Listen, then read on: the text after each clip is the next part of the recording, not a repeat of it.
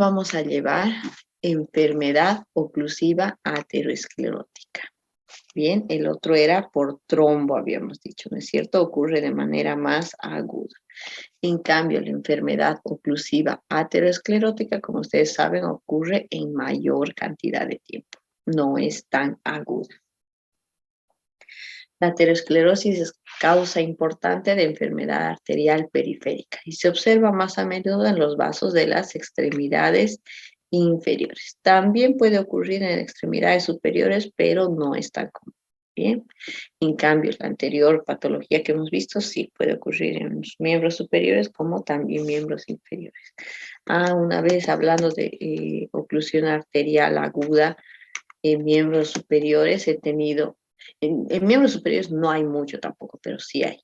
De entre los que he visto, era una señora de 90 años, los pacientes que tienen cánceres, cualquier tipo de cánceres, tienen predisposición a la formación de coágulos. Bien, entonces esta paciente tenía cáncer de útero, creo, y paralelo a eso ha desarrollado una trombosis arterial de miembro superior derecho a los 93 años, re mayor.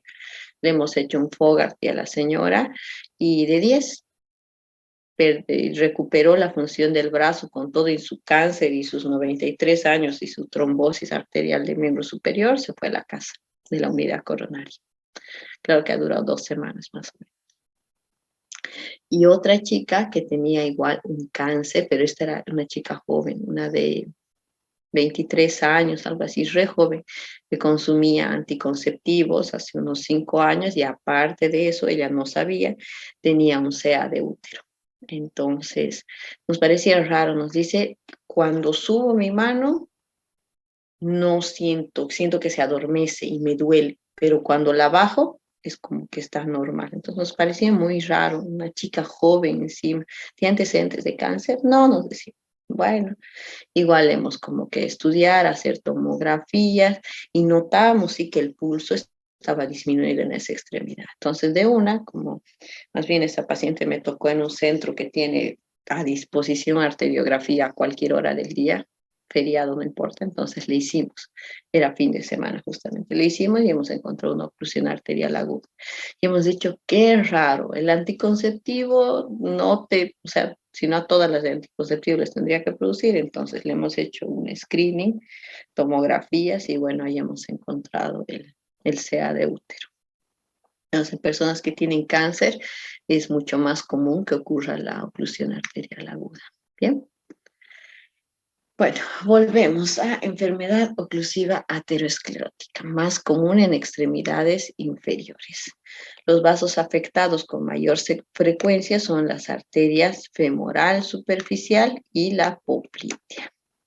Cuando las lesiones se desarrollan en la pierna y en el pie, o sea, más a nivel distal, las arterias afectadas son la tibial, la peronea común y la pedia. La enfermedad es mucho más frecuente en varones. Si ustedes recuerdan, habíamos visto que la enfermedad aterosclerótica y los infartos son más comunes en varones. ¿Por qué? Porque a las mujeres nos protegen las hormonas de la menstruación. Pero ya les había dicho también que si es que hay personas que usan anticonceptivos, mujeres que usan anticonceptivos por varios años, tienen que hacerse más controles. ¿Por qué? Porque están quitando este factor de protección. Bien. Y más cuando han tenido antecedentes de cáncer en la familia, entonces hay que estar muy, muy pendientes, hacerse sus papá Nicolaos y todas esas cosas. Bien, y las mujeres que ya están en la menopausia, entonces ellas sí tienen igual de predisposición que los varones. Etiología. El tabaquismo contribuye a la progresión de la aterosclerosis en las extremidades inferiores y al desarrollo de síntomas de isquemia. Las personas con diabetes, mellitus 1 y 2, desarrollan enfermedad vascular más extensa. Bien, de todos los vasos con la diabetes van sufriendo ese daño. Bien, y con avance rápido, y un avance más rápido que en las personas no diabéticas. Entonces, si se dan cuenta, en todas las enfermedades de los vasos sanguíneos es fundamental abandonar el tabaquismo controlar la diabetes y la hipertensión. Bien, es fundamental.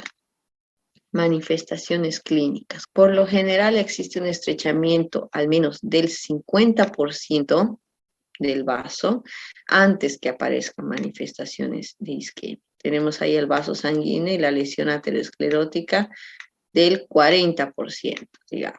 Entonces, esta lesión, el cuerpo lo va a saber sobrellevar. Bien, no va a dar casi ningún signo ni síntoma, pero ya hay daño aterosclerótico, sobre todo en las personas que tienen las LVD, triglicéridos y colesterol altos, ¿no es cierto? Entonces, estas tienen mayor predisposición. Y cuando ya va el 90% de la oclusión del vaso, recién el paciente va a comenzar a sentir signos y síntomas. Bien, entonces, como que siempre llegamos tarde con la aterosclerosis. El síntoma principal de la enfermedad arterial obstructiva crónica, ¿se acuerdan que el otro era agudo, el trombótico? El tromboembolismo es agudo. En cambio, la oclusión aterosclerótica es crónica.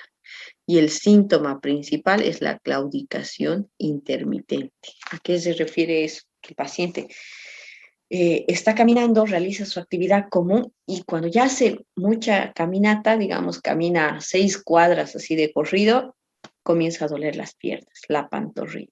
Descansa un poquito, pasa el dolor y luego sigue, camina unas 4 cuadras y le vuelve a doler. Entonces es una claudicación intermitente en que el dolor va y viene. Y cuando desaparece, desaparece por completo. Entonces el paciente dice, bueno, no me molesta, listo, o deja de caminar, o soluciona así, pero eso en realidad le hace peor. Esa claudicación intermitente significa que, como dice más abajo, las personas con el trastorno casi siempre se quejan de dolor en la pantorrilla, porque el músculo gastrocnemio, la extremidad inferior, tiene el mayor consumo de oxígeno entre los grupos musculares de la pierna. Entonces el gastrocnemio está trabajando, se acabó el oxígeno que le ha dado los vasos sanguíneos, entonces comienza a doler. Y luego se detiene el paciente, entonces hay una redistribución, deja de doler y así. Entonces, por eso es que el paciente no se da cuenta, pero en realidad cada vez está tapando más, está tapando más, está tapando más. Y van a ver, para preguntar acerca de esta clínica, al paciente le tienen que preguntar, ¿usted puede caminar más de 2 cuadras sin detenerse? Y te va a decir, sí, me detengo porque me falta el aire y comienza a respirar. Entonces, eso no es claudicación. El paciente con claudicación intermitente se detiene cuando las piernas le duelen, es como que le comienza a dar calambres. No están hinchadas, no tiene heridas, no es el cambio de zapato, nada, sino que las piernas, la pantorrilla le comienza a doler cuando camina más de 3 cuadras seguidas. No puede caminar y se tiene que detener. Entonces, incluso hay una clasificación de claudicación intermitente que llevamos los cardiólogos y los cirujanos cardiovasculares, incluso los vasculares nada más también.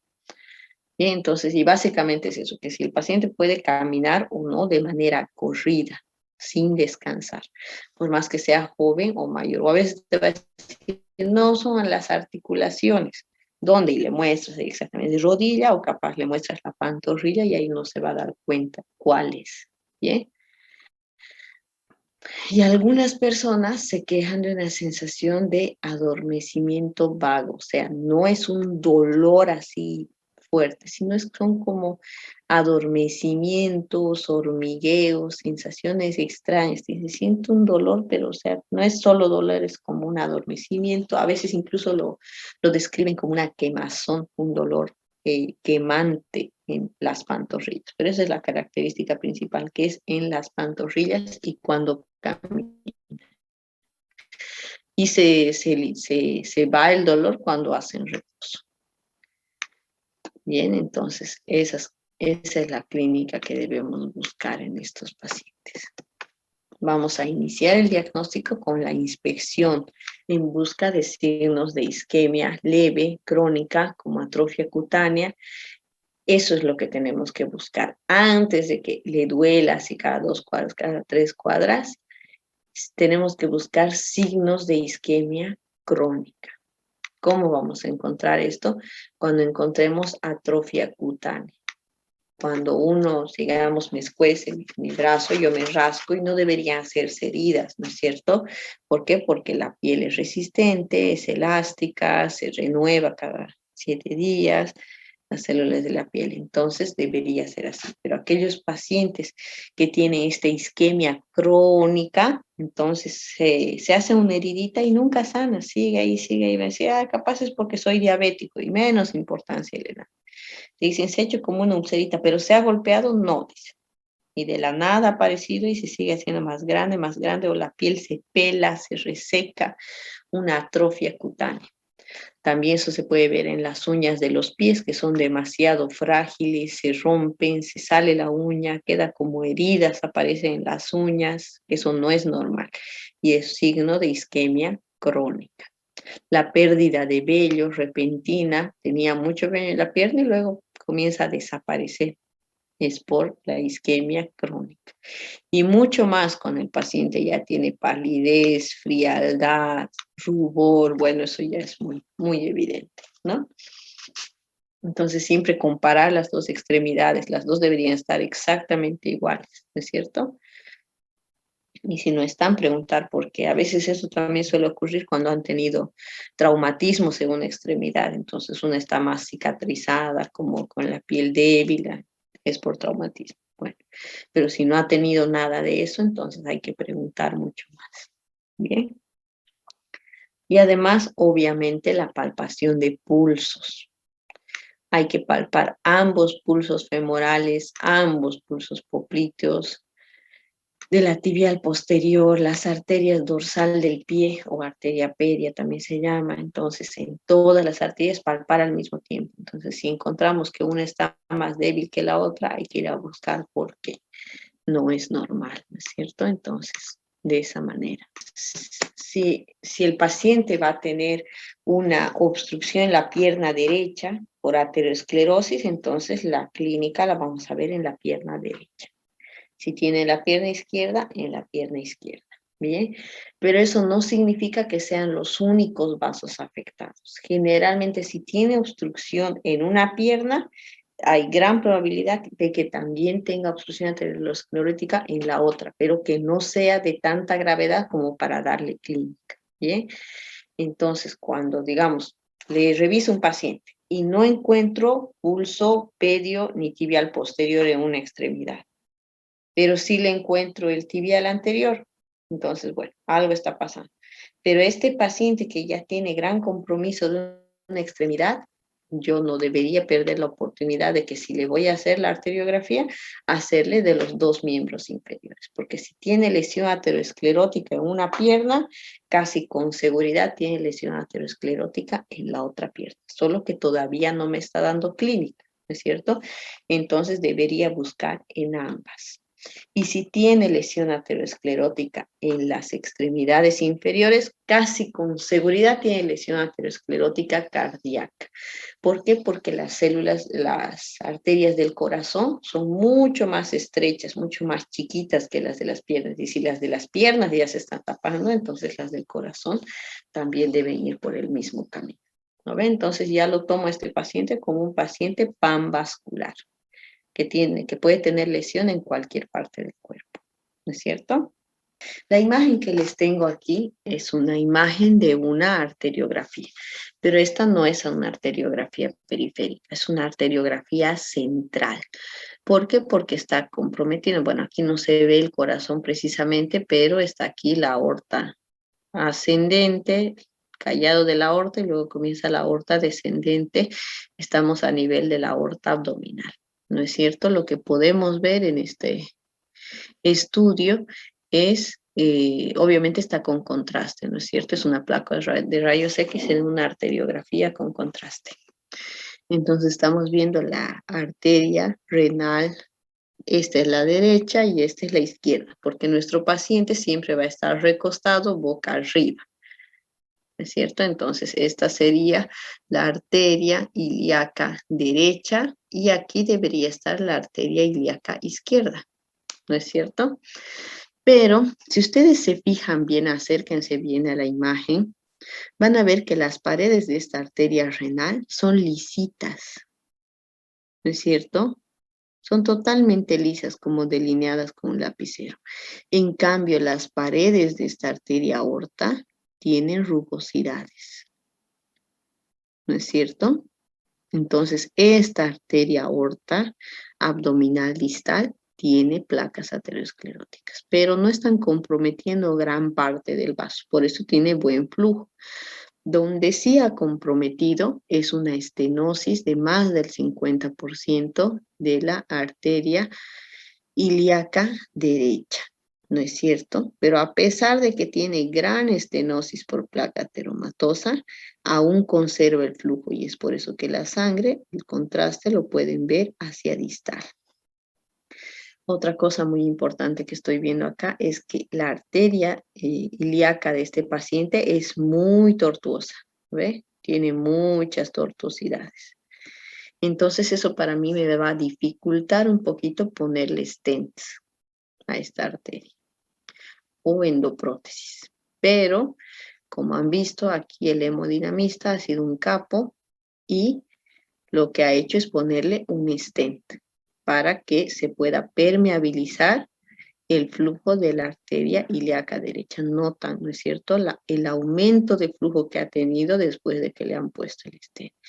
Y aún mejor, le ha puesto una endoprótesis, porque estas ya no son stent, pasa que los stents son más chiquitos, en cambio cuando ya van para diámetros más grandes se llaman endoprótesis. Y aquí le han puesto una endoprótesis en pantalón seguramente, que ha mejorado también el flujo sanguíneo de la arteria ilíaca izquierda, ¿no es cierto? Y aquí ya vemos el procedimiento concluido, donde se ha recuperado el flujo de ambas ilíacas. ¿No es cierto? Esta es una arteriografía abdominal, distal. Entonces, todas esas cosas nosotros vemos para ver qué porcentaje está cubriendo y todo eso. Bien. Métodos diagnósticos para ver la aterosclerosis. Entre los métodos diagnósticos tenemos la ecografía. Sí o sí, este paciente en el que estamos sospechando la lesión aterosclerótica obstructiva, le vamos a pedir una ecografía de miembros inferiores, pero no es una ecografía normal, es una ecografía Doppler. En la ecografía Doppler se va a pintar de colores el flujo que va y el flujo que viene. Entonces, de esa manera vamos a poder observar si hay obstrucción, no hay obstrucción, si a nivel arterial o a nivel venoso, ¿no es cierto? Entonces hay que pedirle una ecografía Doppler arterial y venosa de miembros inferiores, los dos. ¿Por qué? Porque esas alteraciones que hemos visto pueden ser tanto del sistema arterial como del sistema venoso. Ahora nos hemos enfocado más en el sistema arterial. Más adelante vamos a ver venoso. Pero mediante eso vamos a sospechar, pero no vamos a ver con tanta claridad como le estamos viendo en la arteriografía. ¿No es cierto? También le podemos pedir resonancia magnética. Como la resonancia magnética es tan cortada por milímetros, entonces también va a ser fácil reconocer. Pero obviamente tienen que ser mucho más expertos para reconocer este tipo de aterosclerosis por medio de resonancia magnética. Aunque hoy en día existe lo que es la resonancia magnética con reconstrucción en 3D, que es brutal, es como armar un rompecabezas y en 3D es como que te lo ponen aquí y tú le puedes dar vuelta y ver de todos los ángulos a las lesiones ateroscleróticas. Es genial. Hay subespecialidades, hay resonancia magnética en cardio como subespecialidad. Es muy, muy apasionante. Luego también tenemos a la tomografía computada, que también nos va a mostrar, pero el gol estándar para esto, como están pudiendo ver, es la arteriografía periférica, o también le llaman la angiografía con contraste invasiva, pero es más comúnmente conocida como arteriografía central y periférica, depende qué vasos estemos comprometiendo. Bien, entonces de esa manera podemos ver cuál ha sido el nivel de obstrucción de los vasos sanguíneos. Los objetivos del tratamiento son disminuir su considerable riesgo cardiovascular y aliviar los síntomas. En el caso de que nosotros encontremos en nuestro paciente, ahí está sus piernitas, enfermedad aterosclerótica en las piernas, si encontramos en una, le vamos a pedir ecodoppler venoso y arterial de las dos extremidades, porque si una tiene lesión aterosclerótica hasta el punto en que se ha tapado, la otra debe estar en un 50%, en un 30%, entonces para darle su tratamiento y tener un control. Y si el paciente tiene lesión en sus dos miembros inferiores, casi con seguridad, también tiene lesión aterosclerótica en el corazón. Entonces, le pedimos una ecografía del corazón y aparte también un electrocardiograma, obviamente. Y si tiene enfermedad aterosclerótica en las piernas y en el corazoncito, lo más probable es que también tenga en las arterias carótidas. Y de ahí se derivan los ACVs o los ABCs, como le llaman ustedes. Entonces, también pedirle una ecografía Doppler de las carótidas. Bien, entonces un paciente que encontramos aterosclerosis en las carótidas, en el corazón o en las piernitas, sí o sí vamos a hacer un screening y buscar en todo el cuerpo. Bien, no vamos a esperar que este paciente que le hemos puesto un stent en la pierna derecha venga directamente con ACV de aquí a 2 años, ¿no es cierto?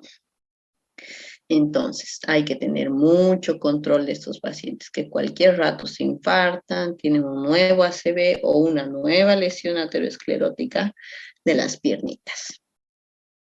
¿Qué más? Deben evaluarse en busca de aterosclerosis coronaria cerebral concurrente. A estos que tienen una enfermedad aterosclerótica generalizada es lo que les llamamos los pacientes panvasculares. Como ustedes recordarán en otras patologías, cada vez que nosotros le agregamos pan a la palabra panvascular, significa que todo está comprometido. Panvascular significa que todos los órganos están comprometidos. O bueno, no con la seguridad, pero al menos tenemos la sospecha de que sea panvascular. El riesgo de muerte, sobre todo por fenómenos coronarios y cerebrovasculares, porque si ya hemos encontrado lesión en las piernitas y tienen en el corazón no va a venir solamente con dolor, capaz directamente venga con un infarto y en el caso del cerebro, un ACV. Entonces, no vamos a esperar a eso, ¿no es cierto? Porque tanto el ACV como el infarto sí conllevan a la muerte en cuestión de días, de horas. Bien, obviamente si no son infartos masivos. Entonces, vamos a tener mucho más cuidado con estos pacientes. Los fármacos antiplaquetarios, como el ácido acetil salicílico o el clopidogrel, reducen cerca del 25% la tasa de mortalidad vascular en personas con estenosis aterosclerótica periférica. Entonces, ¿qué significa eso? Que a medida que tengan la lesión aterosclerótica en el vaso, ustedes saben que la peor complicación es la trombosis. Entonces, tranquilamente esas lesiones ateroscleróticas se pueden trombosar en la pierna, en el corazón y en el cerebro. Entonces, para evitar esto, si ya hemos diagnosticado la aterosclerosis, directamente le vamos a dar su aspirina de 100 miligramos al paciente de por vida. Todos los días de su vida se va a tomar una aspirina de 100 miligramos. ¿Por qué? Porque esto va a prevenir de que se formen la trombosis sobre la lesión aterosclerótica. Capaz no va a prevenir en un 100%, pero al menos un 25% nos va a disminuir. ¿Bien? Y a esas personas que han tenido este tipo de lesiones, aparte de la aspirina, también le damos clopidogrel, 75 miligramos al día, por alrededor de 3 meses, 6 meses, dependiendo cuántos estén tenga, si en el corazón, si en las piernas, son tratamientos diferentes. El clopidogrel no va por toda la vida, sino hay que darle, como les digo, 6 meses, 3 meses, dependiendo de la cantidad de stents. En cambio, la aspirina de 100 miligramos tiene que ser todos los días y hasta el último de sus días de nuestro paciente. Bien, muchos dicen de estos pacientes, no, ya me siento mejor, ya estoy bien y dejan de tomar. Y a los 3 meses de lo que ha dejado de tomar, ya, otra vez infartado, otra vez con lesión aterosclerótica en las piernas, y así. Entonces hay que educarlos a nuestros pacientitos, ¿bien? Y si ustedes en otras especialidades van a ver pacientes que toman aspirina todos los días, no me lo suspendan, por favor. Muchos médicos lo suspenden. No, ya pasó el evento y le suspenden. O incluso he visto también algunos médicos que les dan dosis muy altas. He visto pacientes que están tomando 500 miligramos de aspirina al día. Eso es demasiado. Eso tranquilamente puede llevar a una gastritis erosiva. Es demasiado alta. Me han llegado pacientes, sí, mi médico, qué sé yo, traumatólogo, que como ha visto que tengo lesiones ateroscleróticas, me ha dado 500 miligramos de aspirina. Y yo, oh, es demasiado. La dosis es 100 miligramos por día, al menos eso es todo lo que dicen las guías europeas y americanas hasta el momento. Bien, ¿qué más? Otros medicamentos útiles incluyen las estatinas. Habíamos visto que las estatinas nos controlan lo que son las LBD y aparte lo que son el colesterol total y los triglicéridos. Entonces les damos estatinas. Entre estas estatinas tenemos a la rosuvastatina, a la simvastatina, a la atorvastatina, todas aquellas que terminan en astatina, en las estatinas. ¿Bien? ¿Qué más? También les damos silostazol. El silostazol es un inhibidor de la fosfodiesterasa y de esta manera se cree que causa vasodilatación periférica. Entonces, esos pacientes que tienen las lesiones ateroscleróticas en las piernitas, va a causarles vasodilatación para que tenga un poquito mejor de flujo esa piernita. ¿Bien? No es un tratamiento curativo, pero si les aumenta el flujo, bueno, va a prevenir que haya isquemia en esas piernitas. ¿Bien? Casi siempre se alienta a caminar al paciente. Capaz cuando camine más de 3 cuadras, este paciente va a experimentar dolor en las piernas. Tanto dolor que a veces no les permite seguir, ni siquiera continuar parados. Se tienen que sentar, se tienen que friccionar las piernitas. Bien, entonces es muy, muy bueno que estos pacientes caminen, pero no hasta el punto en que les duela, sino un poquito antes de que les duela. Bien, caminen despacio, no como maratones, porque estos pacientes que tienen las lesiones ateroscleróticas en sus piernitas, mientras caminen sin causar isquemia a las piernas, ya les había dicho que se forma la circulación colateral. Tienen un solo vaso ahí que está un poco tapado, entonces por lo que está un poco tapado ese vaso ha disminuido el flujo hacia la extremidad, ¿no es cierto? En cambio, cuando nosotros le hacemos caminar a este paciente, se va formando la circulación colateral, que habíamos dicho que es la angiogénesis, ¿no es cierto?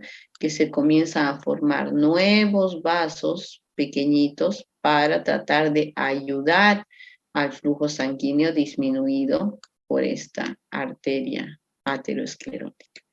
Entonces, mientras nuestro paciente camine de manera despacio todos los días, como haciendo ejercicio, entonces va a aumentar la circulación colateral para que mejore la oxigenación de sangre a esa piernita. En cambio, lo que hacen la mayoría de los pacientes es, me duele, no camino y están todo el día en cama y eso no ayuda a la circulación colateral y se tapa de manera mucho más rápida sus vasos sanguíneos. Bien, entonces hay que hacerles caminar, pero no correr ni hacer maratones. Caminar un poquito, nada más para aumentar la circulación colateral. ¿Qué más? Por lo general, la intervención percutánea o quirúrgica se reserva a una persona con claudicación incapacitante o con isquemia que pone en peligro la extremidad. Obviamente, si tenemos un flujo comprometido mayor al 50%, le podemos realizar un tratamiento con stents. Bien, cuando el flujo es de 20%, 10%, 15%, le damos tratamiento médico y que se cuide. Controlar el colesterol, darle su aspirina, su clópido, capaz. Bien, en cambio, cuando ya tiene esa arteria una lesión más del 50%, entonces le llevamos a que se ponga stent.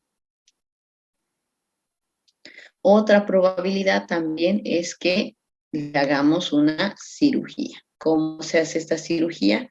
Por medio del injerto para la derivación femoropoplitea con una sección de la vena safena. Está indicado en algunos casos graves.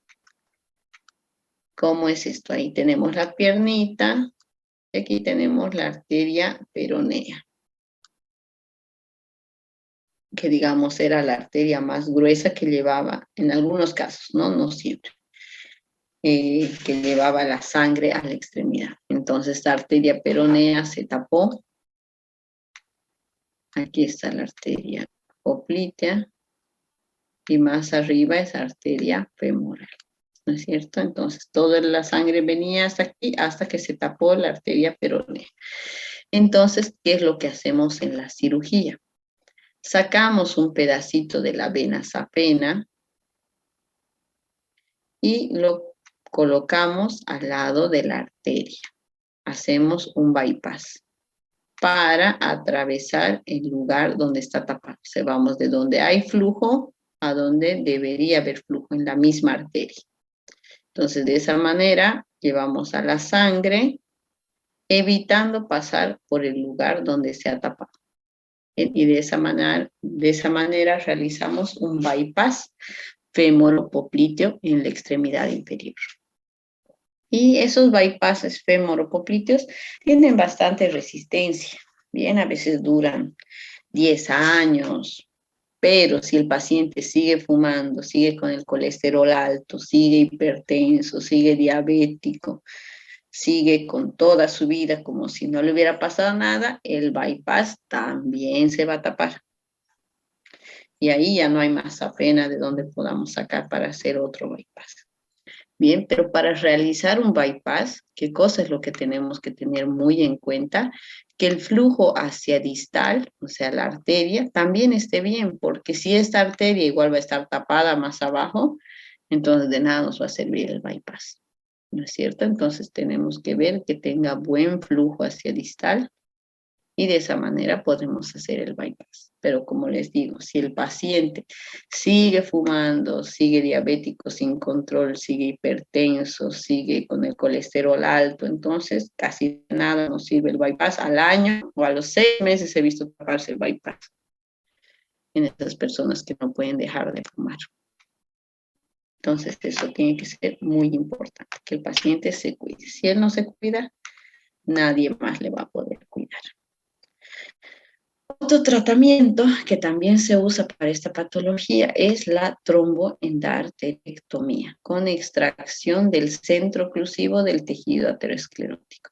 Puede hacerse si la sección afectada del vaso es muy corta. O sea, en caso que tengamos ahí nuestra arteria femoral, digamos, y que tenga la lesión aterosclerótica con su correspondiente trombo, ¿no es cierto? Agregación plaquetaria. Entonces nosotros podemos ingresar con un pinchazo a la arteria y por medio de unos catéteres podemos realizar una limpieza manual con los catéteres, unas que tiene así como unas garritas, y de esa manera vamos limpiando la lesión aterosclerótica y la trombótica. Y para de esa manera tener mejor flujo, ¿no es cierto? Entonces se va a limpiar, no se limpia del todo, pero se limpia de manera que el flujo sanguíneo en esa parte pueda ser restablecido. ¿Bien? A eso se le llama Fogarty. Pero como dice acá, solamente podemos usar cuando la lesión es pequeña. En cambio, si tenemos lesiones grandes, largas, incapacitantes, va a ser mucha lesión para el endotelio. Y en vez de ayudar, lo vamos a complicar al paciente. Entonces, cuando la lesión es muy grande, no se puede realizar el Fogarty. Bien, pero si la lesión es pequeña, es fresca, con una una trombogénesis reciente, digamos, entonces sí lo podemos realizar el Fogarty. Otra forma de tratamiento es la angioplastía transluminal, que es la colocación de stents, que ya les hablé bastante de eso. La colocación de una endoprótesis. Más adelante tengo imágenes igual de endoprótesis para que quede más claro en su cabeza. ¿Bien? Porque si se dan cuenta, tanto para la oclusión arterial aguda como para la aterosclerosis periférica, como los embolismos periféricos, se puede usar los mismos tratamientos y los mismos métodos diagnósticos, ¿cierto? Ya se estarán dando cuenta de eso. A todos les metemos bueno, a todos los que se pueda.